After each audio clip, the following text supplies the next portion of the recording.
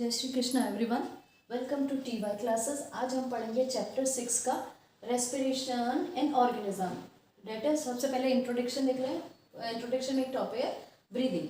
Breathing क्या होता है कि सांस लेना। क्या होता है? सांस लेना। That is the process of intake of oxygen and giving out CO2 by respiratory organ.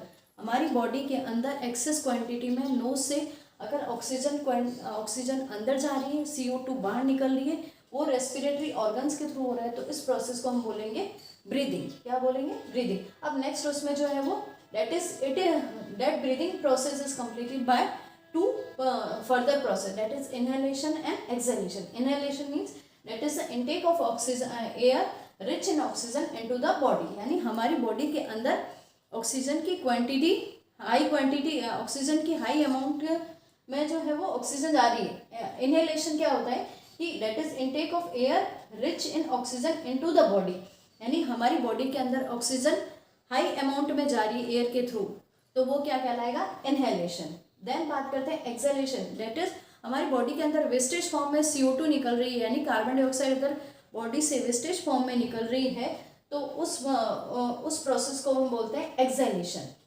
क्या बोलते हैं? एक्सहेलेशन। अब ये जो कंबाइनली प्रोसेस जो होता है ये पर मिनट कितना होता है? That is breathing rate. क्या होता है? That is breathing rate. Breathing rate means the number of time we breathe, यानी number of times per minute हम कितनी सांस अंदर खींच रहे हैं, कितनी बाहर ले रहे हैं, that is the breathing rate. अब यही जो है वो प्रोसेस क्या कहलाता है? Breathing rate. अब ये हर एज में अलग अलग होता है। जैसे breathing rate new born babies में 32 लेके 60 तक होता है, 1 से लेके 3 ईयर्स तक 24 से 40 तक होता है, 3 से लेके 6 ईयर्स तक 20 से 24 होता है, 6 से लेके 12 ईयर तक 18 to 30 years, then 12 to 18 year 12 से लेके 16 पर रेट होती है, एंड एडल्ट से होल लाइफ टाइम 12 से लेके 20 तक ब्रीदिंग रेट चलती है। नेक्स्ट उससे बात करते हैं डिजीज की। अब डिजीज में इससे रिलेटेड डिजीज नॉर्मल डिजीज है अस्थमा, निमोनिया और lung cancer. Asthma, pneumonia and lung cancer, ये सारे जो है वो ब्रीदिंग से रिलेटेड डिजीज है। अब बात करते हैं स्नीजिंग की। स्नीजिंग जनरली होता क्या है? अब डे टू डे लाइफ में हम उसे छींक बोलते हैं। छींक, उसमें क्या होता है कि हमारी बॉडी के सपोज हमारी बॉडी के अंदर बाय नोज जो है वो अगर डस्ट पार्टिकल या कोई भी इरिटेटिंग पार्टिकल्स ट्रांसफर हो गए तो सीलिया क्या करेगा?